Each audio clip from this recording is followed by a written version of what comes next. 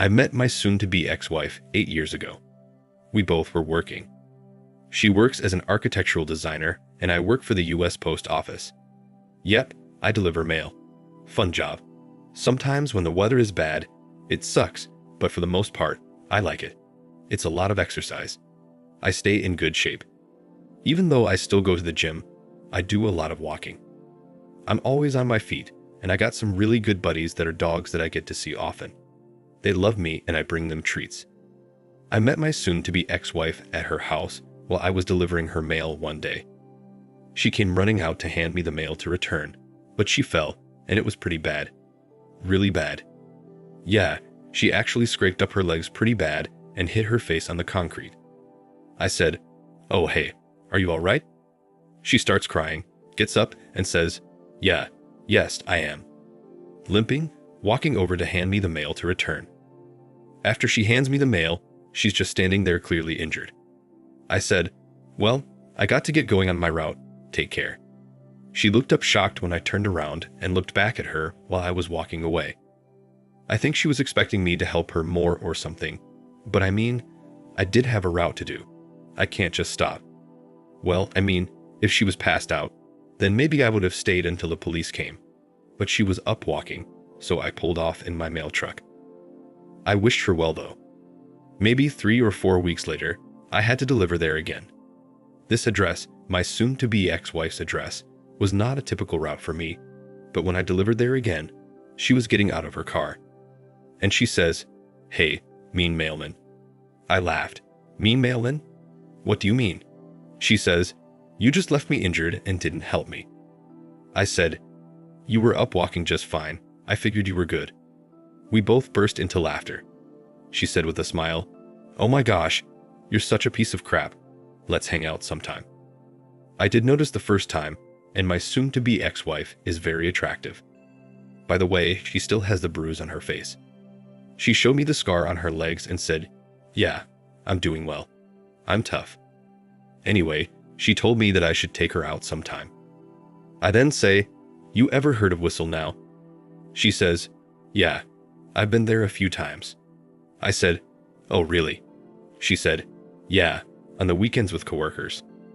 I said, "Wow, I'm there almost every weekend shooting pool, and I've never seen you before.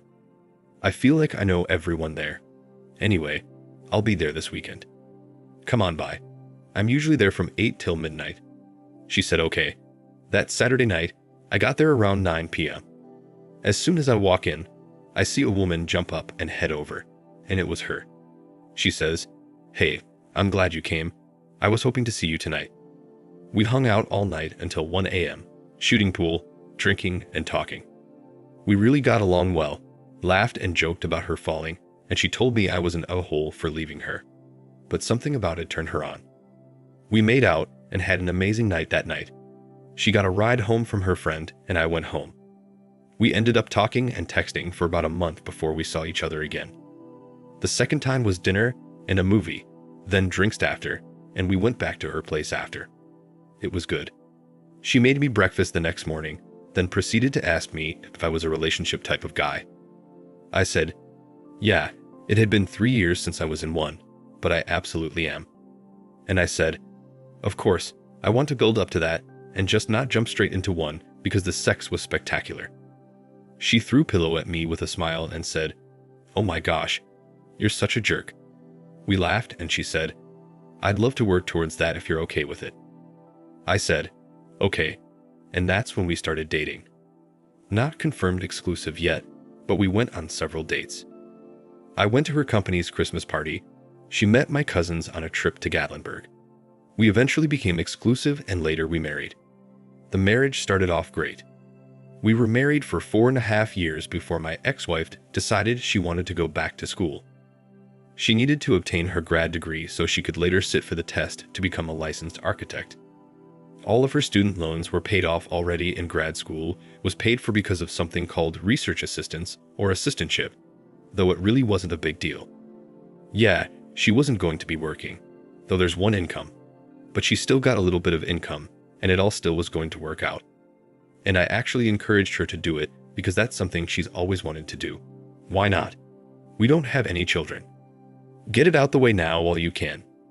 Anyway, it was just a 2-year program, so first semester was okay. She was gone a lot though. A lot of studio time. That's what she would call it. A lot of late nights working on projects, but it worked out. The school she attended was only 25 minutes from where we were living, so the drive wasn't too terrible for her. But the second semester is when I discovered some BS. One night, she came home very late, well after 1 a.m. Now coming home late wasn't unusual. Maybe 11 at night, sometimes even 12, depending on if she's working on a project. But I just had a gut feeling this night. When she got home, she was very nervous. She was darn near shaking. I couldn't understand, and I'm asking, "Are you okay? What's wrong?" She said, "Yeah, I'm good. I just want to take a shower and go to bed so we can enjoy Saturday tomorrow and go on our trail." We used to go walking on trails and have picnics every weekend, especially around this time. I put my hands on her shoulder and I was asking her, "Are you okay? Something's not right." She puts her head down and she starts to tear up. I said, "What is wrong with you? Something happened to you. What happened?" Immediately, I started thinking somebody harmed her somehow, some way, or she's hurt about something. I just knew it. She looked at me and said, "Please don't be upset with me, please." I said, "Okay, I guess.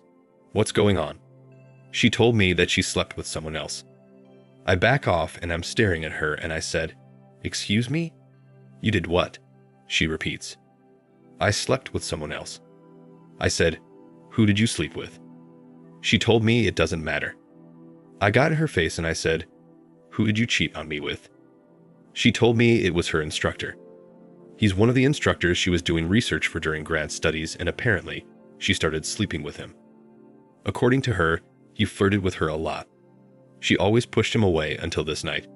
For some reason, she said she just gave in. When I was asking her the name of the professor, she told me and I said, "You've got to be kidding me." This man had been to my house before. Old man. Creepy looking guy as well.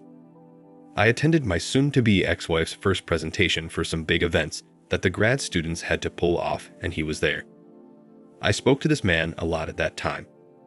I didn't know that she was doing research for him specifically, but he seemed to gravitate towards me and wanted to talk to me most of the night. I guess I understand now. It's a little weird though.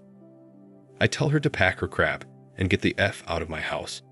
She started bawling, crying, and drops to the floor. "What do you mean? What are you talking about? I can't just leave. Where am I going to go?" I told her I don't give a crap. "Leave. You're not staying here. Get out." And when I said get out, I did yell that pretty loud. It was like a roar, a lion's roar. She was silent. She grabbed her keys and she left.